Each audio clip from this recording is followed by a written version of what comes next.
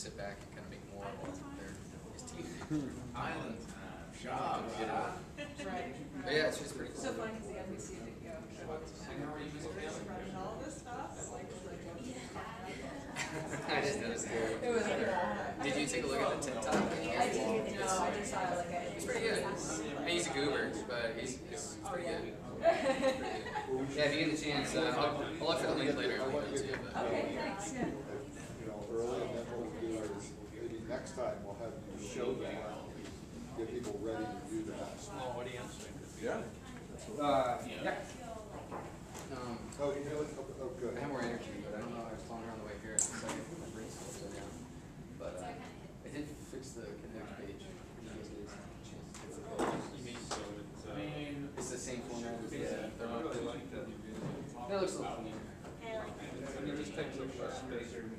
Yeah, let's get those people in here. Yeah, so if you get a second, just maybe you'll catch something. I'll convert the other ones.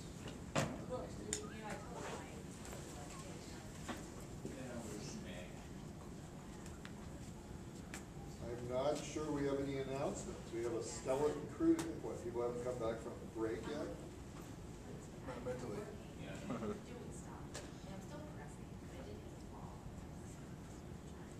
So we have 2 more minutes before we officially start.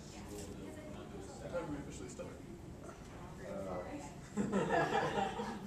Officially It's a When Mike formula says so. that includes how many people are currently here and what time it is. complex function. Now that Steve's here, we can officially start because People are waiting. Since everybody's sitting in the back, I feel like I should be talking right here. you can. I hate this room, actually. You know, so people think it starts at 3, but nobody ever gets here. Well, it's hard. It is. It's like almost impossible. No doubt about it. Completely. All right, so does anybody have any announcements for next week? For this week? I take it the answer would be if there was sounding new. The noise fellowships are due. Noise fellowships are due if you're interested. We'll sending them out to the list. Anything else? I think that's it. We don't have much scheduled. If you're missing you should appreciate how much we care about this talk, because there's all these really powerful people over at the law school, more or less talking jive, and we prefer to hear you talk jive. Right. All right, let's go. Garrett. All right, for those of you who don't know me, I'm Garrett Nicodemus. I work in the Department of Chemical and Biological Engineering. Working on a project that's sponsored by a number of organizations, NSF, Shell, the Engineering Excellence Fund on the campus, and now through ISTEM as well for some future work, which is great, so thank you. And work with a couple of people of faculty, John Falconer, who's actually here today, and Audrey Scheiberg, a graduate from the department, and then Will Medlin and Jay Grazian. These projects have to do with both creating an inventory of concept tests for the core chemical engineering courses. There's about 6 of them. And also on the other side of that, creating a number of screencasts, which I'll talk about here. So today's talk is just solely on screencasts. I do prefer that it's as much discussion and interruption as possible because we're really trying to solicit as much feedback on these. We really haven't gotten much other than from students, so it'd be nice to see what you guys think and hear some of your ideas about it. So why care about them? We initially started putting screencasts online for anybody to access August 1st of last year. We had about 40 for the thermodynamics class, and since we've been adding them every week. As of yesterday, we have about 230 of these videos in those 6 classes online. We hope to get to about 500. What's interesting is that as of yesterday, we pretty much broke 18,000 videos played since that time. So in 8 months, we've hit 18,000. Can I just back you up? Yeah, with by all means. screencast? What's a screencast? Yeah, can you just define what it is that we're talking about? I'd be happy to define what we're talking about. As opposed to a YouTube video. Yeah, Yes, or- well, so it's kind of the same thing here. Whoa, have you been talking to Ed? If you get motion sickness, I tried a different program. It's called Prezi, but we could talk about that later. I'm tired of PowerPoint, I guess. But so, best way to explain a screencast is by using a screencast. I figure that's fair. So I'll play this in the background here. But a screencast is a short video that someone could write on a tablet PC or a smartboard and narrate while they're doing so.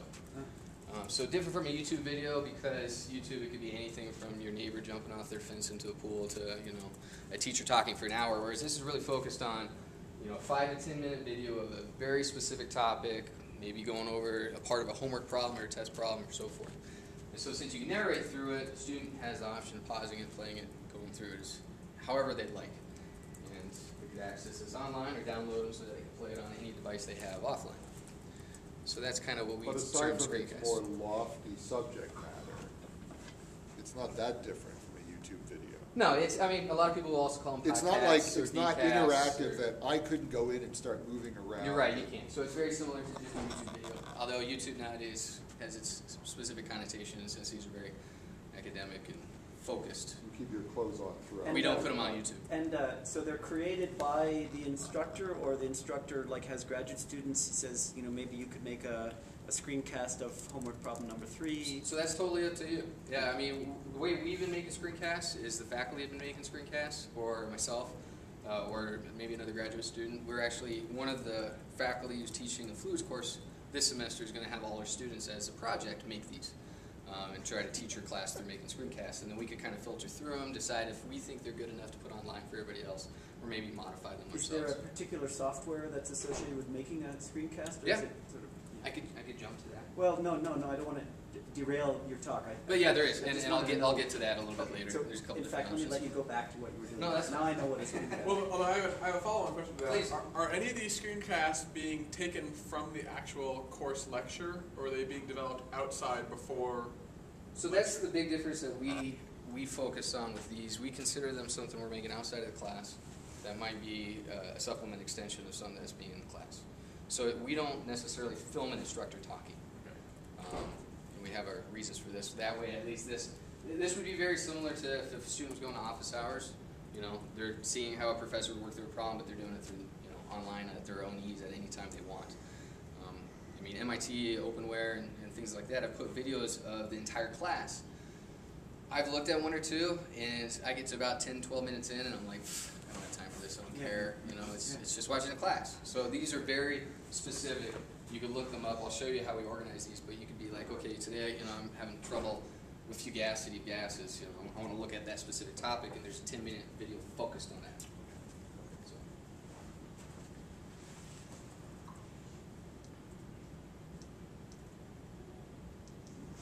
Sorry, I'm trying to bounce it back and forth. Oh my So let me go back to the stats real quick. So 8 months, we've had 18,000 views. The orange line here is how many views we're averaging per week. Lately, this semester, we're averaging about 700, 800 per week. We're hoping that, obviously, over time, as more people know about this, more departments across the states and other countries know about this, this will start growing. How many students does that run? How many classes? So we have screencasts online for 6 classes, and I'll show you how much we have for each of the classes. We're close to finishing 3 of them, and we're hoping to start working on the other 3 as we start adding more to those. So part of the hurdle too is it's really easy, and I'll talk about this, to make a screencast. I mean, basically, a faculty member is just recording what they would do naturally. Then it takes a little bit of time, not much, but it takes a little bit of time to go in, maybe clean it up, edit it a little bit, throw in some annotations and other things that make it a little bit more useful, and then put them online. So we were sitting on a couple right now. So what was interesting is we kind of started tracking these. This first semester, these first couple of months, since this was roughly around August, this down period is winter break, so then in December. Sorry, I'm pointing at both screens here. But these 3 very large spikes actually correlated really, really well with midterms and finals. So at least for the most part, we think that students are using these greatly as a study aid. We therefore polled the thermodynamics students after class and asked them about how they were watching these screencasts. And we saw this pie chart kind of represents how many screencasts those students watched. So everybody in the class out of 110 students said that they watched at least a video. Only 1 student said they only watched 1. That was less than 5. Then you started having more of a fraction, watching 5 to 10, 10 to 20, and so forth. These are roughly about 33% each. So you have 30 students in the class of 110 that admitted to watching more than 30 of the videos that we have in the class. Are these distinct videos that they're watching? You say 30 videos, that they're repeating the same video over and over? It's distinct videos. Yeah, that does not account for the fact that they might have repeated a video more than once. Okay. So this was promising. They seem to like this, right? I mean, 18,000 views in a couple months, and at least the students in one of our classes talking about how they liked it. So we have, First thing, from now on, these are now outlawed, these kinds of presentations, because you're gonna cause somebody to have an epileptic seizure. well, okay. Come to my next GTP new technology talk on using this without making Yeah, people there won't be dizzy. much motion after that. I can tell you what I'm about to click if you want to click. Oh, it. good, that would be good. Could you do that? That'd be Sure. nice. So I'll let you read some of these, but these are some of the quotes. It's pretty. These are a good representation of the many quotes that we collect from the students. Out of 110, only 1 or 2 of them weren't necessarily positive. They might have said, "Oh, I watched the video. You know, I didn't really care. I didn't use many more of them." And that was only about 1 or 2 students. The rest of the 108 students had very positive comments about them. So, you know, can everybody read these, or should I read 1 or 2? Read the best one. Okay, well, our favorite one, I mean, for a student to say anything positive about a class isn't necessarily totally common, but to have a student blatantly say, screencasts are fantastic, I even watched some of them twice. And I was like, hey, okay, that's kind of nice. It almost felt like we were doing them a favor by making them. I mean, it's helping them out, and they seem to like them. So, pretty positive remarks and pretty unanimous. And this is just one representation of the class. We've had classes in the past also use screencasts, not as many. For instance, Creative Tech, which is a freshman course for engineers, the professor had made some screencasts, and so there are about 350 students in the class. And over 95% of them said, yeah, you know, they were very useful in helping me in the class. Same thing with material energy balances, chemistry, and so forth. So very positive numbers showing that 95% plus in all of these classes regarding the topic said that these videos were very helpful to them. So again, something that we thought was very positive. Yes? Did you structure these at all based on like the Khan Academy little? I will mention that right now, I guess, since you brought it up. Also, Stephanie emailed me about it today. We came across the Khan Academy a little while ago, and for those of you that don't know about the Khan Academy, it's just khanacademy.org. And the brief story of this guy was 6 years ago. He basically started tutoring his cousins in another state by recording help sessions just like this on his computer and posting them on YouTube. And he just kept doing this. And he's created a database of, I think, like 2,500 or 1,500 of these videos now, just by himself. Started being watched by more and more people. He's averaging a couple million people a week. And all of a sudden, Bill Gates and Google was like, hey, this seems to be important. Let's give you a couple $1 million. So he went from a nonprofit guy working in his closet to having a couple $1 million to hire a team of people to translate them and start figuring out programs to integrate them into classes. So now there's even more kind of national/global recognition of this and trying to incorporate them into classes. Other people, especially in Colorado, there's a group of chemistry teachers up at near UNC that have kind of coined this term, the flip classroom, where they make all these videos with them in them on like a little inset video, so that the students can see them as they're talking. And they're assigning these pre-class, having the students watch them and then come to class and spending the class time actually going through problems rather than talking about the topic, since they've already watched the video on it. And so they've called it the flip classroom, and they're creating this whole movement on it. But anyway, those are the 2 resources we've come across.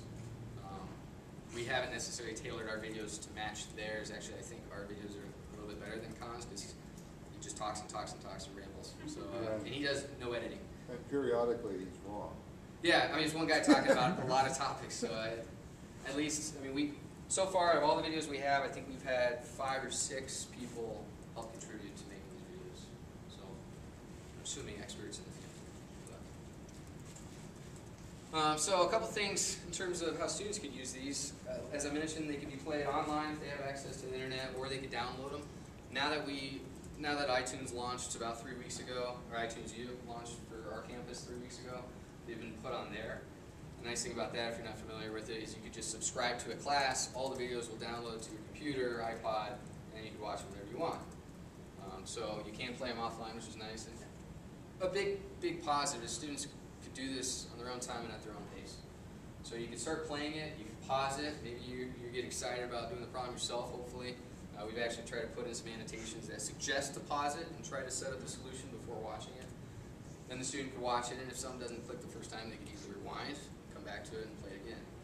So something that we think is pretty advantageous for that. What's the process of putting things on the Colorado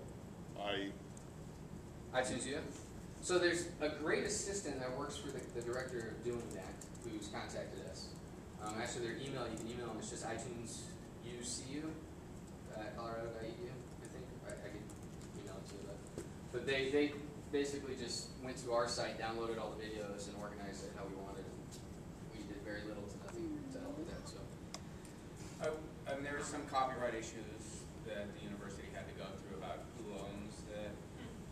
Ultimately, I don't know how the university resolved it, but initially we weren't going to retain copyright over our own materials. If stuff was put up there, so I'm not sure how it was resolved. I hope otherwise. yeah, I mean, that hasn't been an issue that we've necessarily been too concerned about. But yeah, I don't know.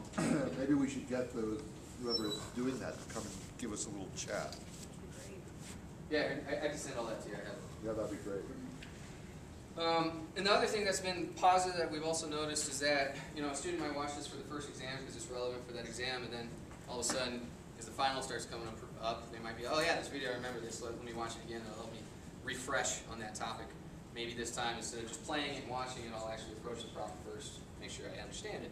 So they're using it to review for tests for later on. Nice thing too is, especially in engineering, at the end of all this, you got to take a big exam if you want to go into industry and have what we call the FE exam, Fundamentals of Engineering, taken. And so you might have done something your sophomore year, not really remembered it too well, and the videos are online, you can go back to it and look it up. So it has a long-lasting benefit for the students. In terms of what these screencasts can be, as you mentioned earlier, how we're structuring them, First off, it could be like a little mini lecture. We could introduce a topic or talk more about a topic that might have been mentioned in class, clear up some things that maybe after class didn't seem to be too clear. But again, just spending 5 to 10 minutes really focusing on that and get a different perspective. So it could be an introduction to a topic. We might go over a homework or test problem, very short problem again, since we're shooting for a specific time for these videos. And the reason for that is students have commented that if the videos get too long, they just get scared away from watching them. And so the shorter, the more likely we're going to have their attention throughout it. And so we'll go over homework or test problems that they might see. Might cover a conceptual problem that was done in class. Maybe you didn't have enough time to cover that too much in depth, get everybody in the class to understand. As a student, if you feel like you're one of the only students that's not really grasping it, you don't want to be that person necessarily that's interrupting the class. This provides you an outlet to kind of go after class and say, okay, this is online, I can look it up. And if you still don't understand, then approach a professor or something in office hours. Especially in engineering classes, a lot of software, different software types that you go through the courses. So providing a short tutorial on how to use aspects of that program, they get to see it and kind of track how you're using it. So it's kind of beneficial. And then one point that I didn't mention earlier is maybe making specific for an exam. And one thing that John did last semester in thermodynamics was make 5 videos specifically going over past year exam problems, whether conceptual or a worked out kind of problem. What was really interesting is that out of 110 students, each of those 5 videos was watched over 100 times. Whether we know a student watched it more than once, which we can't really figure that out without asking all the students, but a good fraction, over 100 watches of each of those 5 videos. John didn't actually hold a final review session for his class, and not a single student out of the 110 commented or complained about that. Also, interestingly, was that the average scores on that final were the highest he's ever had. Whether there's a good correlation between them being there as a resource and actually being more prepared for the exam or not, that's something we would be interested to see how we would figure that out. But it was very promising to see that. And from a teaching perspective, the fact that you can make a couple videos, put them online, they can always be there, and not have to hold lengthy review sessions for 80, 90 students tonight or two before the exam is kind of a positive attribute. In terms of for teachers, it really promotes spending more time in class doing active teaching methods. If you don't have to spend class time to go over worked out example problems, whereas you could just put them on a video, put them online, the students get to spend more time in class actively discussing questions, conceptual problems, some of the clicker questions we're working on, and then they won't complain that they're not seeing worked out homework problems because they're online and they can work on it at their own time. So it frees that time up to use for more active teaching. in terms of how you could use them so far that we've thought up, as I mentioned, you could assign them as pre-lecture assignments, kind of have the students, if it's a topic or maybe a simple problem, they could watch these ahead of class, and you could spend the class time maybe doing something more advanced, or discussion groups on certain problems related to that material. If students are missing classes, then you could say, watch these 3 videos, these should cover the topics we went over in class. So they're there, they're not bugging you, it's something that they could go to. Which is kind of similar to what we were calling referrals. So if a student's asking you a specific question, maybe you don't have time, you can say, hey, go watch this video first, if you still have questions, come back and see me. So hopefully some of these videos take that out of the picture. And at the same time, you can start reducing the amount of students that might be coming to your office hours or TA's office hours, because they have the materials online and they can look at them whenever they want, on their own time, their own pace. Yeah, go ahead. Are you having any of the professors who are involved with this collect common questions that they're getting during office hours on for specific sections of a course, and then using those to seed these replacements for lecture hour videos? I mean, we haven't yet. I think that's a great idea to solicit. I mean, for the most part, it's just been, we know topics that are tricky for students. We know problems that students have kind of stumbled on a couple times, so we kind of aim. That was our initial efforts. Lately, what we've done, and I'll show you later, is we organize all our videos according to some of the more popular textbooks. So as we've gotten more and more videos online, we can say, hey, we don't have something for this area. Let's try to make a video for this.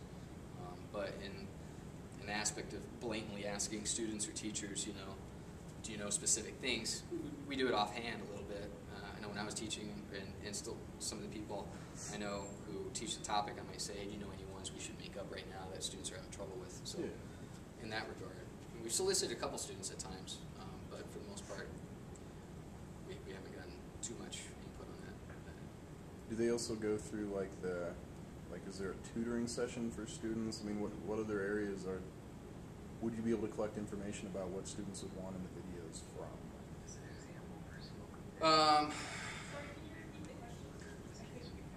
So he's asking just what other venues are there for students to kind of solicit ideas to us in terms of making the videos. I mean, right now we have all our videos on 2 different sites, and I'll show you that here in a second. And so on the sites, we try to make it pretty clear that if they have suggestions or ideas, they can email us. A lot of the students obviously, know John or Janet or Will, and can say, hey, as these becoming more useful, and the students are liking them, they can say, can we have a screencast on this? So that helps too. But in terms of blatantly trying to grab a bunch of students and say, okay, we're going to talk about topics we want, we haven't done that. Yeah, that wasn't what I was asking, but you ended up answering my question. Oh, okay. Sorry. So they're very easy to prepare. You're doing what you would do naturally probably during office hours or lecture. You're talking, and at the same time you're writing and you're recording it. You don't have to be worried about doing it professional. These aren't professional at all. I mean, it's a nice aspect to them. They should be very quick to make, and they have a long-lasting impact. Once you have them online, once they're there, there's no reason to take them off unless you're going to improve upon them or do something else to them in the future. So students, 5-10 years from now should be able to watch the same video that they saw today that we made. Well, I'm looking at this at iTunes U. It's great. So the interesting thing would be whether there's a social net, sort of commenting back on it. Yeah, the one thing with iTunes U right now is that they could give it 1 to 5 stars. Right. It's nice. We can see what videos are popular, but it doesn't tell us necessarily any feedback on a specific video. Totally great. But since iTunes U came on, it does. I think the best aspect of it is the subscribe. Any new videos that we put up there, students automatically going to get it and see it. So if you started a course, you could subscribe to that course, because you have it organized with respect to various topics. Right. In one, it looks like almost one. There are a lot of these. Sure. Yeah, actually, I think that's.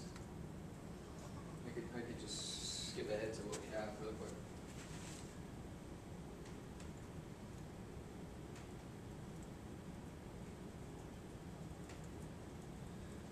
So, as I mentioned, we have about 230 of these. In the thermodynamics class, we're up to about 86, 70 for kinetics and reactor design, 60 for the sophomore level course of material energy balances. And then the other 3 courses on the right are the ones that we're going to start working on. Our goal is to have about 75 to 80 of these each. That's our eventual goal. Obviously, as we start filling in spots, we can see what we're missing and whether we've reached our goal now. We still want to fill those spots in. So far, we've solicited and we make it semi-obvious online that people are welcome to contribute. You know, we're looking for more people to add to these, and we haven't, since we've had this up in the last 8 months, gotten any of those. But we have received comments from students at other universities. One of our favorites so far is from an unnamed university in Texas that basically said, you know, I love your screencasts, they're very helpful. My teacher's really, really bad at teaching this class. So, you know, we got a little bit of a kick out of it, and the fact that it was reaching out and the student had, you know, the time to email us and say that they were good for them. But yeah. How are you filtering out, like, if you had a teacher who, say, wasn't necessarily easy to understand or wasn't as exciting as another teacher, how do you decide which one to include in, say, a particular screencast about thermodynamics or whatever? So far, right now, we're just trying to get content up there. When we get to the point that we have too much content, we can start making those decisions, we might. But right now, we just want it online. Whether the teacher's super exciting to listen to or not, it's there, it's helpful. So maybe you're asking, there's only 2 people that made those thermodynamics ones. We haven't Okay. gotten them from somewhere else and put them on. All right. Thank you. Well, yeah, I guess I'm thinking the same thing. Over time, if this proves to be useful, every faculty member at every institution in the country doesn't need to or want to make these things. So there needs to be some mechanism to think about how would you select from all the thermo screencasts that have been created across the country, which ones you'd like to make available to your students, because you don't want them to have to just, you know, try to do the Isn't that filtering. kind of like using their textbooks, Steve? Yeah, I'm wondering what's going to be the mechanism. And with textbooks, there's only a dozen, and over time you learn those textbooks. But here, it's potentially an overwhelming filtering problem. But the I'm issue- wondering what's going to be the mechanism to evaluate We would or love to have that characterize problem. screencasts. Well, why would you want to evaluate them? Isn't that, you're not arguing that textbooks are really a great learning resource, are you? They can be. They They absolutely could be, can be. but They sure in- can be. But in many And places. so could these things, and a bad one maybe less so. So you know, you would like to have.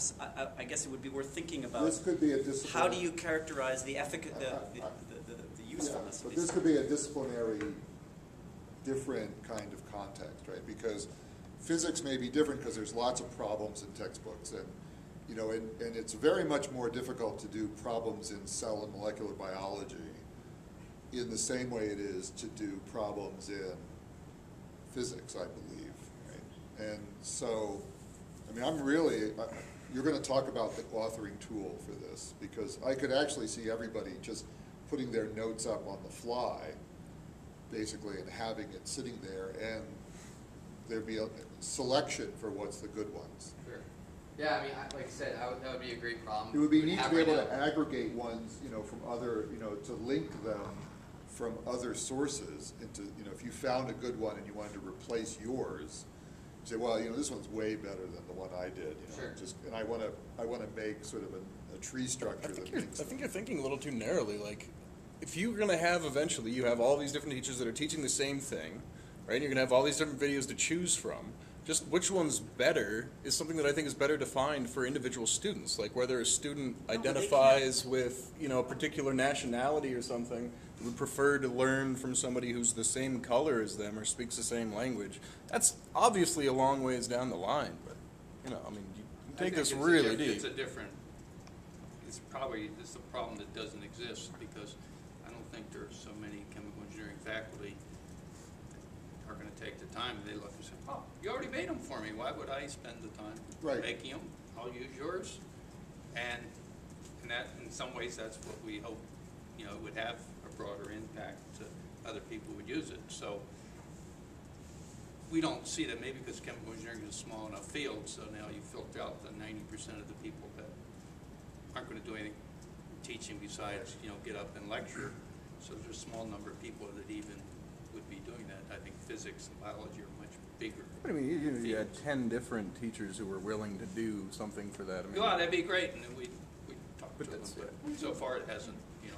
Yeah, hopefully a year Right. from now when I talk on some of the other stuff later on, you know, we'll have that issue, but right now it's just. And there'd be no problem having some other site, someone has a bunch of videos that, I don't think it hurts. Sweet, thank you. Yep. So if you were interested in making these, you mentioned about the software earlier. your basic ingredients involve three things. One, you would need some kind of input device, likely a tablet, PC. You could also use a smart board. If there's a department smart board, we got one last year, so that students can go in there and use that, which is kind of nice. If you're not familiar with the smart board, it's just basically a whiteboard that you can write on, and it can record everything you're writing. So, Do you happen to know if the iPad would allow this? so the iPad doesn't yet that we know of have the capabilities to do this, but I guarantee you probably within 3 months it will. I shouldn't say I guarantee, but it's pretty close. I mean, I don't see, as long as you had a headset, which was the other thing that you would need. The reason we recommend a headset is if you use any kind of computer mics, you just get too much background noise. You can't maintain a good tone when you're speaking. It's not as good. And from a student's perspective, if you're listening to a video and it's just really hard to understand, pause, turn off, shut down, and don't bother listening. So that's a big part of the screencast is the narration from the instructor. So recommend a headset. Going back to the tablet really quick, there's 3 software things that we use. PowerPoint, kind of obvious one if you're going to need a lot of images that you already needed to create to put in there, plots, graphs, stuff like that. It's nice to go slide to slide through that little recording. However, it also could be very tedious the way that the software we use records through PowerPoint. So we might use OneNote or Journal, which are basically digital notebooks. So the nice thing about Journal is it's just a white page you can write on it and scroll down. So you can have everything on the page that you're writing. Same thing with OneNote. They pretty much work the same, but those are the programs that we use. Camtasia is the software we use. The nice thing about Camtasia, although you have to pay for it, is that it's a screen capture program that allows you to do pretty decent video editing. So we only need one program to do both. There's freeware out there. Jing, J-I-N-G, is made by the same company, TechSmith, and it's freeware. It just does recording, so there's no editing, which might be fine. Site license for Camtasia? I'm sorry? Don't we have a site license for Camtasia?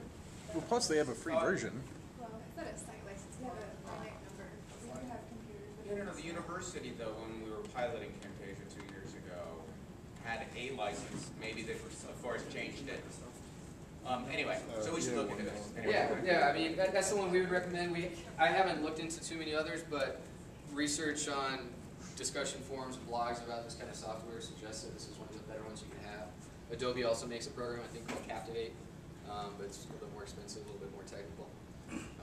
Nice thing about this. You don't have to have a tablet, though. Sorry to keep it. Yeah, no, You that's don't have fine. to have a tablet to do that. I mean, you can screen capture a PowerPoint presentation on an old school PC. You can.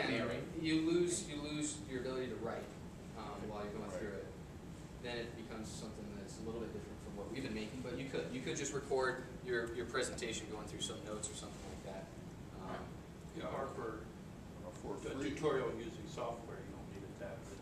Right, or you could, or for FED, so with the computer sims that we do, you can have interactive, anything that has an input. Yeah, Well, and absolutely. there are a lot of free drawing apps I see on the iPad. So the question is syncing, in a way, I feel Yeah, like finding the it's- software that allows you to record. to sync it, right? Because this won't, I don't think they'll ever put it so it has, knowing the way Apple thinks about design, I don't think they'll put 2 prong holes in it. Because they have one for a headphone, because that's got a built-in microphone or whatever for Skype. So I don't know whether. They have Bluetooth built into it. They do have Bluetooth, so you can use a it. Bluetooth headset. Ah,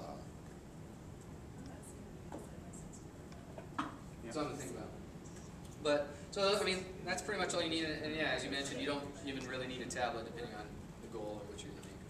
But definitely suggest trying out Camtasia. And someone, I think you mentioned that there is you can download them and have it free for, I think, 30 or 60 days. I've had a couple of different free versions of Camtasia on a couple of different computers. You just got to look around on there for the one that isn't a trial and isn't pay. Right. But Very easy to use. You click a button and you can set your dimensions of the screen you want to record, and it just records it, and then you hit stop and you can hit produce.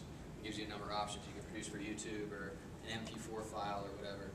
And I'll talk about that in a second. But, so as we've gone through this and made all these videos, we started very just like, let's record something and put it online. To it's a more systematic approach. Really what we've noticed is that it's really helpful for students if as soon as they watch a video, they know exactly what it's about.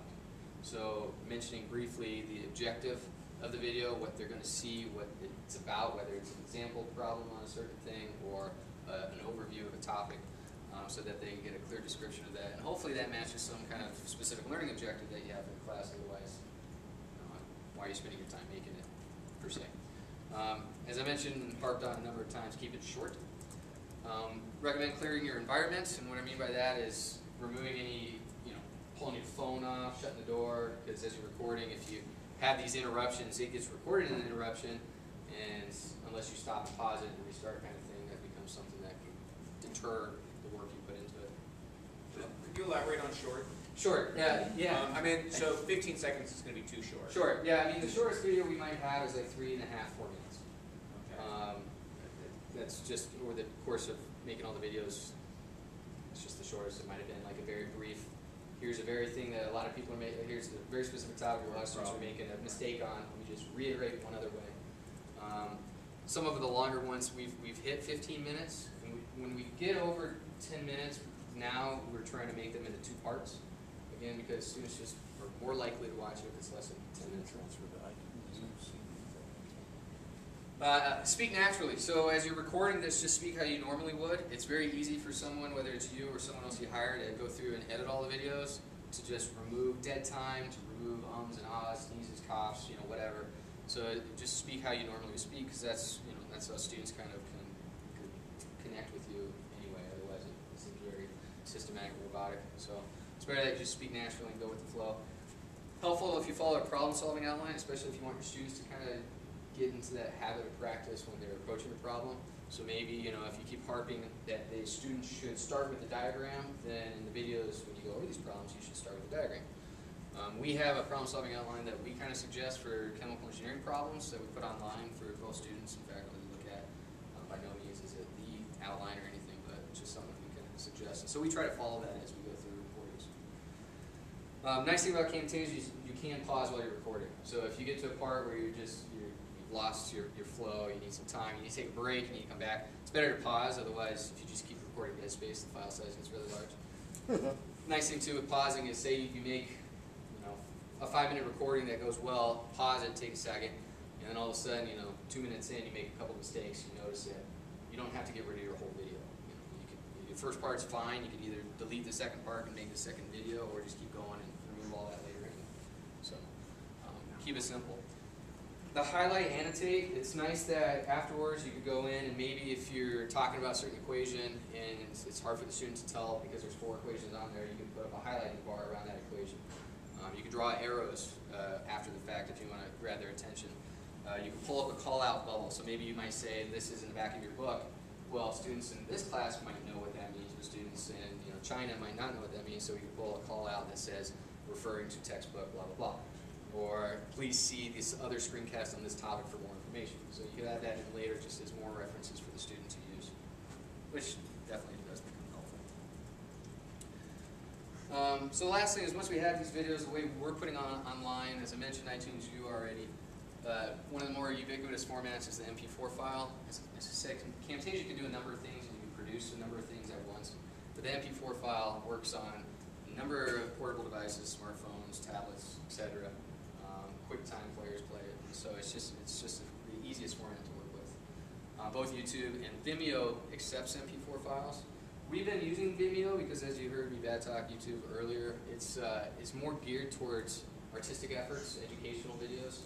So there's a lot of the random nonsense that's on YouTube that's not there on Vimeo. So that's why we decided to put them on Vimeo, but also Vimeo makes it a little bit easier to upload them from the desktop, categorize them in channels, and we just felt pretty comfortable to go with them. So it's pretty helpful. We take all our videos that are uploaded to Vimeo and we went through a social network called Ning, which is kind of like a group Facebook without the Facebook book aspect to it. It's more for groups focused on certain things, I guess. Yeah, maybe it'd be like a group aspect of Facebook, but they allow you to design your own website, so you can change all the coding to make it look like however you want. So they just play host. They give you a couple templates, but it was the easiest way for us to start, and it was recommended by some people on campus. And so we got our site there. It's www.learnchemie.com. Basically, when you go to that page, this is what you would see. As I mentioned, the project has to do with both concept tests and screencasts. Anybody could access the screencast. You just go to the tab, and it will pull down the list of classes. So say you wanted to look up a topic on a class for thermodynamics, then you would have a table of contents for that class on thermodynamics. All the videos we have there listed alphabetically by topic.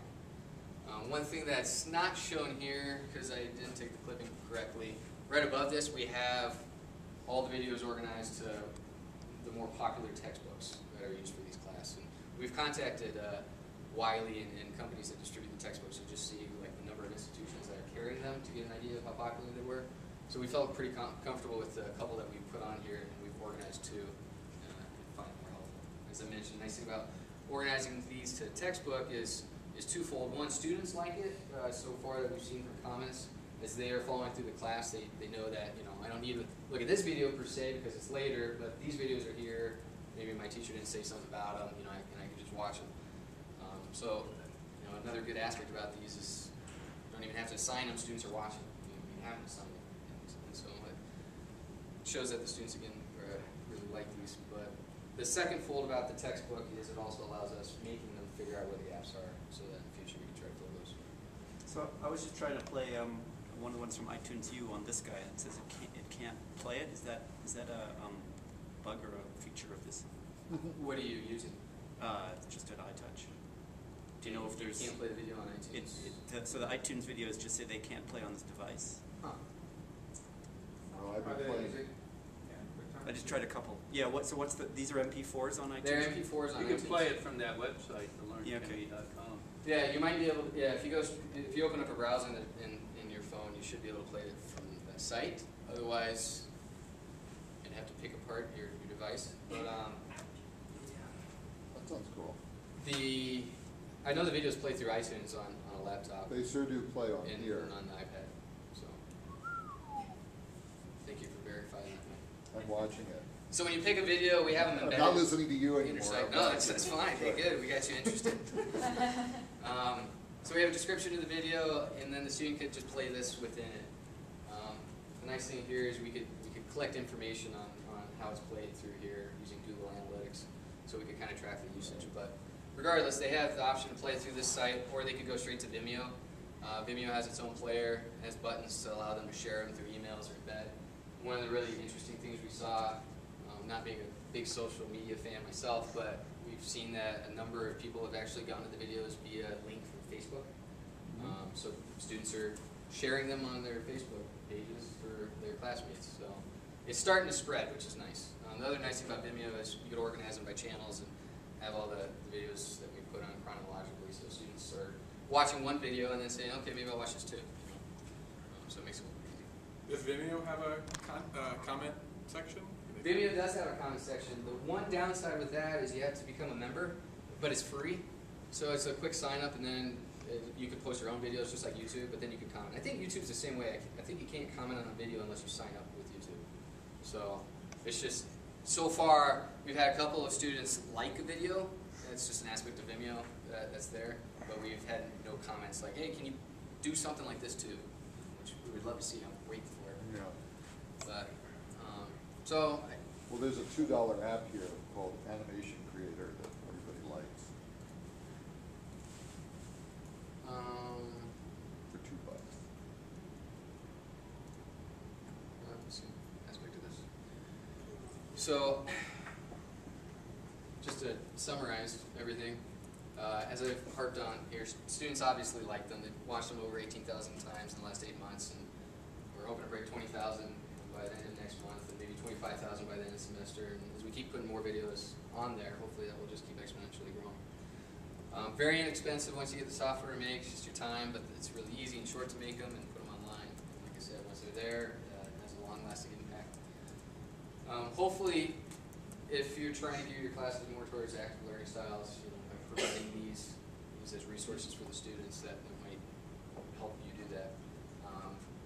Big aspect again, that students could use these at their own pace. They're too shy to come in class, so they watch these first, and that might help them just as much. But one of the really nice things is that it has a really wide applicability. I mean, these could be geared for a freshman class or a graduate class.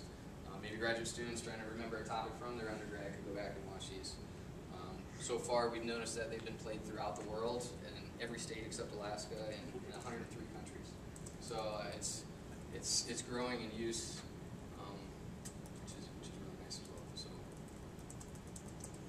guess with that. You keep commenting that these things are easy to make. Yeah. Have you actually quantified how long it takes to prepare and make a 5-minute video? I mean, I'm assuming it's more than just it's something they do anyway. They have to prepare for it, prepare the. It just depends on the person. Like, I mean, us three making it, right? Maybe Audrey and me, we're trying to make a topic that we learned 8 years ago, so we got to go back to the book. We got to relearn the topic or refresh ourselves on something. Pick a specific problem, you know, maybe modify it a little bit, and then make the problem.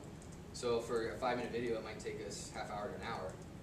Whereas if John's making a thermodynamics video, and that's his thing, he could just hit play, start writing down a topic, have a 5-minute video in 5 minutes, and be done with it.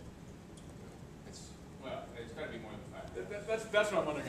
It's more than 5 minutes. 10 minutes. It really is that quick. Yeah, I mean, I have a computer set up at home to just do this, so I don't have to open any software, everything's just ready to go, and, you know, as long as I have what I want to do, yeah, then it's less than 10 minutes. So I might pull some example problem I've used before. It would be great if you guys would run a workshop at some point. So how about a screencast about building screencasts? Right, yes. actually, on our homepage, the learnkimmy.com, there is a screencast. There's 3 parts. 1 on what screencasts are, which I kind of showed you already. 2 on kind of how to use them as a student, how you should kind of approach them. We suggest, from as a student's perspective, you might not necessarily want to just hit play and run through it. Right.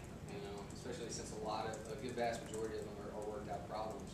You know, we set up the problem, read out the problem to them, and then suggest pausing at this point. Maybe set up the solution a little bit, set up your approach. So implementation suggestions for students, Right. how they should be using it. Exactly. Okay. So we have that online too with that video. And I forgot the third part. I think it was just how to use the site. Right. So you don't have such a thing for faculty, which would be In kind of terms nice. of like 10 how minute, to make a video? Yeah, 10-minute like we don't screencast actually. on how to make a screencast. Screencast on making screencasts. Yeah. Here's what you need. They do it. Sure. You set it up. It's kind of like the never-ending tunnel. It would be like a recording of your computer recording. Yeah, you need something to record using Camtasia to record, right? So We'll just set up a line of people around the room. So in particular, that implies that you haven't. There isn't a mechanism to like add a. It's not about taking a video. It has to be something that's like a screen capture off of the computer. I mean, that's the software we use specifically, especially since we're using tablets. We are writing and having to capture what we're writing. So it's not like we're using a video camcorder per se, recording something like in class or a demonstration and putting that on. You could, as I mentioned, the flipped classroom guys up in UNC, a lot of the stuff they do for their high school chemistry classes, they might record something they're doing on their desktop, put their video inset talking about it, and then write on the screen in Camtasia through editing software. So then that becomes something that the students are actually seeing them actively do, rather than writing on a tablet. So you could. I think our motivation was to minimize the time. And part of it was originally to replace, start using concept tests in class. And students say, well, you're not doing any example problems. And I try and explain, yeah, that's true, but, here's the reasons. But still, they would always ask. So it's like, well, I'll just do some example problems and put them online. Now they don't ask that anymore. And we don't assign them, so the fact they watch them is strictly voluntary. So I should maybe offline. I should tell you. So 10 years ago, I worked with a company called ThinkWell, which produced. They were creating what they were thinking of as video textbooks, but it was almost exactly this. So I created 120 10-minute videos, and it was done in a professional studio, so it wasn't free. And maybe that's been the fundamental problem, is that the students had to buy this. There was a team of animators. So these things were done extremely professionally in the end. I'm writing, of course, it wasn't on a tablet, but there was a camera up above that was recording my writing, and then they would have equations off on the side. And these things were sold. Many faculty at Colorado have looked at this and said not interested. And I'm sort of curious to talk about like why. When will faculty want to use this? Maybe that you've figured out a way to get around it, which is it's just available and it's free, so the students use it and find it anyway. I have a question. So when you did this was 10 years ago, and for students Not remotely. It's still in existence. You know, this little company has always been struggling. They're just barely, you know, they're just barely keeping above water. It never caught on, and they've done this in every discipline. So there's like between 120 and 250 10-minute videos in chemistry, physics, and it's like 20 or 30 different topical areas where these things exist. But people have to pay for it, so maybe that's the big difference. Well, I mean, that's part of the trick, right? Now you're competing with MIT, right? So there's the illusion in any case that it's all free, it's all available free. Well, let me correct you real quick. We're not competing. No, but you're competing for people's attention, right? So you're always competing for people's attention. So, well, it is a different goal, and this is, I mean, I love this. I think this is like the coolest possible thing. And, you know, if you were assigning it to your students, it's like fantastic, right? And here's what I want you to look at, take a look, I've done it. I'm grading the final. You don't have to worry about whether it's right or not because I'm grading the final. If you say what I said, it's right. You know, so, I mean, so you don't have all that editing, you know, that kind of. So the question is whether people are going to start, you know, people are going to integrate it so that people come to class ready to talk about things. Yeah, I mean, and that's what their movement is for the most part. And they're actually look into it. It's called the Flipped Classroom Network, but they're having a workshop in Denver, I think, in July, and they're trying to get a bunch of people to talk about how to do that. But this, see, the nice thing about this to me is it's very low barrier to entry. Yeah, absolutely. Particularly if we can put our materials for our courses through the CU iTunes U website. So, you know, materials for one course are all in one folder. Mm-hmm. And that's what they're doing. I mean, And that's what they're doing here, right? So, you know, that makes it a lot easier, and then a lot easier to share if you want. I mean, I like the idea of linking them together if at some point you like this or that or whatever. But I don't care about, you know, I don't really care about that. Except, you know, now you can say, okay, here's the stuff for my, you know, ancillary stuff for this class. Right. Yeah, it's there for that aspect. You could absolutely, I mean, and John's used that in the past of saying, hey, I suggest that these videos, you know, are there that might help you. But as you mentioned, none of them in the past have been assigned. We don't know if they're being assigned at other institutions or not at this point. You know, I think out of the 18,000 videos, about 9,000 since like, so I'm just making up numbers now, but about roughly 2/3 of them are played in the U.S. and over half of them have been played outside the state of Colorado. So it was definitely very predominantly Colorado at first, because we knew about them, and then once we were trying to get the word out. Lately, about 50% of the people coming to the site to watch the videos have found it through Google, typing in topics and stuff like that. So it's at least promising that it's becoming more. Oh, so Google searches iTunes U? No, if they Google search like momentum flux, it might bring them to our page. Oh, okay. So that's bringing you to your web page, not the iTunes. Right. Do you have any interest at all in having like example questions then that a student would do either before the video or after, so you could get like direct feedback on the impact of video on a student, and they would have an ability to practice what they just learned and get feedback on their practice? Or? Make it more interactive. Like the Illinois free flights. Yeah, I mean, we've seen those. Illinois has created a set, they call them, I forget what, pre-flights or something? Pre-flights. And so Mike Dudson has been actually assigning these.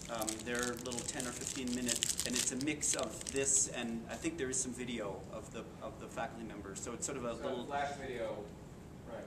And it has concept tests built into it. So in order to proceed, the students answer questions and then continue along, and Mike gets some feedback about how much time they spent and what their answers were to those intermediate questions. So that's one nice thing about Camtasia is it actually has a built-in quiz option that you can do that. So you can make a quiz question in the video and have it so the student can't progress unless they answer it correctly, or they can progress regardless of the answer. It has to be a flash file though. That was one aspect, is that when we started doing this, I'm no programmer, and so the website basically wouldn't accept flash files. So that's why Flash is dead. we didn't even go that route. But yeah, to make it an interactive video, they have to be flash. Could you talk about how, don't mind, No, how this has sort of shifted what you do in class then? And I mean, are students becoming, that come in with greater understanding of what's going on. You know, the good news is we've set the bar pretty low. Students don't read the book anyway. We accept that. And so is that shifting that? And if that is happening, how does that shift what it is that you do with the rest of Well, the I'd say a number of us do reading quizzes before class to motivate people to read the book. Right. Because we basically do conceptual questions in class and quizzes. Right. So this hasn't changed that. That's what we've always been doing. And, Right. you know, we thought as we started having enough videos that maybe start asking questions about some videos and then like read these sections and Watch watch this. these videos. I look at it as it's the kind of things I used to do in class. Some students still want to see that. So how does this shift then what you do in the class? You freed up this time, or do you do the same But thing in class already, now? no, I'd already freed up that time years ago. I just Okay. stopped doing those, but students still wanted to see. And that's part of the motivation. They would complain, well, you're not doing. Right, why aren't you doing more derivations in class? I get that fair enough. So I'm wondering how you would, you know, the real difference between engineering and arts and sciences is you have a certification exam that makes the curriculum, to me it seems like more relevant, right? You're doing, in theory, the student wouldn't realize that they have to pass this exam to get the, I don't know whether that affects it or not. You don't think so? You don't see a I mean, that exam, they only really have to take if they want to be a professional engineer. well, what's the percentage of people in the College of Engineering who do not want to be professional engineers? 80%. They really? Yeah, it's mainly civil engineers that, like chemical engineers, not very often actually, because like for civil engineering, you know, I don't remember. That's good. That's very good. you know, people that build bridges, it has to be a professional engineer that signs off that this Oh, is okay, gonna so stand that's up, but that's it's only not. 20% of your students. That's a guess. I mean, you know, it's really mostly consulting engineers and civil engineers. So a few of our students end up being professional engineers, but that's very much the minority.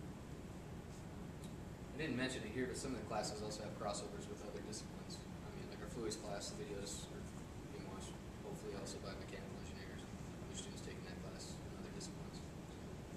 So right now you guys are not assigning these videos, you're just letting people, you're telling them that they're available and people just know where to see them if they want to. Yep. Has anybody, do you know if anybody's actually trying to integrate them in such a way that they are a required part of the course? And so I would think that would potentially allow you to shift the emphasis because you're requiring those things to be able to look at. I mean, we haven't done that ourselves yet. We haven't gotten any I feedback. think we have to get to the point we have a sort of critical mass of before considering doing Yeah. that. There is a TED video from the Khan Academy, the gentleman that you talked about earlier, where they have a few 5th and 7th grade classrooms, I think it's in California, like districts that are starting to use the Khan Academy website for doing math. And so they're talking, in this video they go into brief descriptions of how the classroom is changing because of that, and how it's becoming more humanitarian, that we're actually sitting down and working with the students.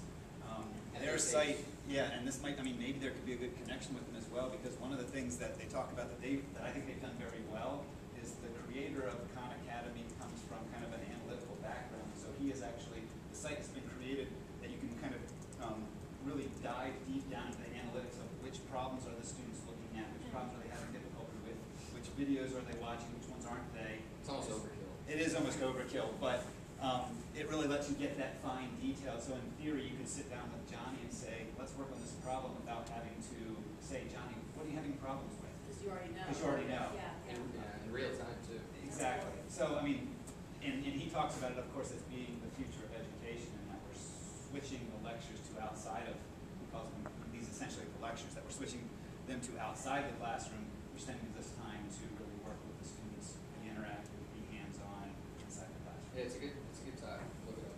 Yeah. Thanks for mentioning that.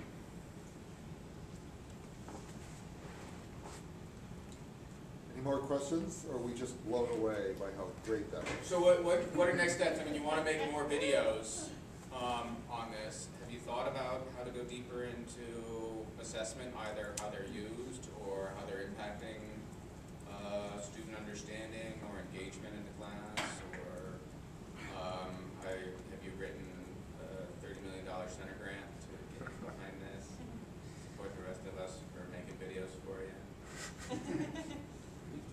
like that grant, Noah? We haven't figured out how to do that. Uh-huh. Been enough, just trying to get Right.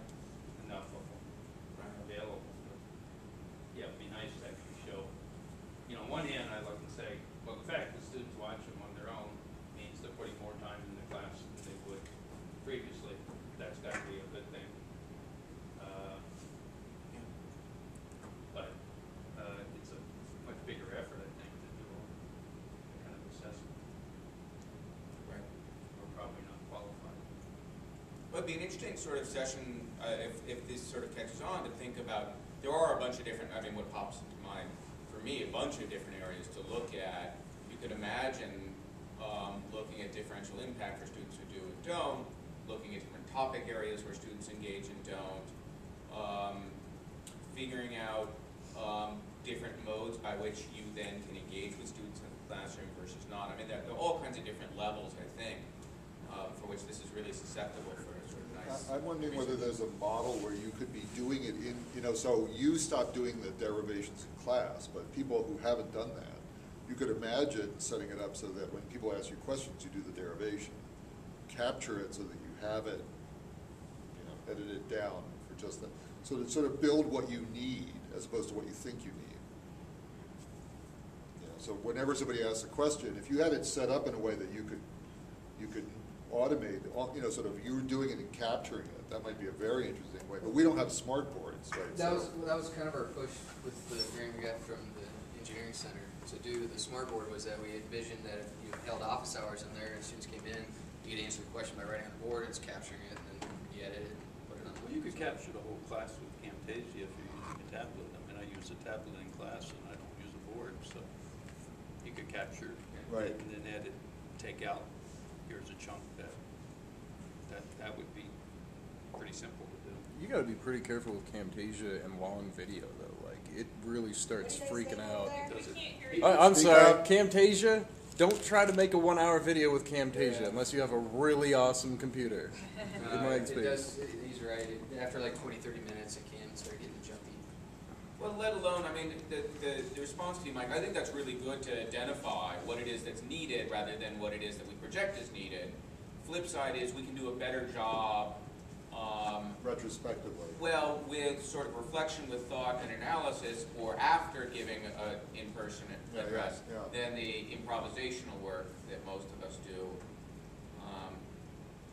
I could even see LAs flagging things that should be done, sort of, if you're doing in-class tutorials, they're going around saying, boy, it would be really nice to have the following for explanation, extended explanation. And, well, let me play on this, is what I thought of when I first, was thinking about this, was what a great assignment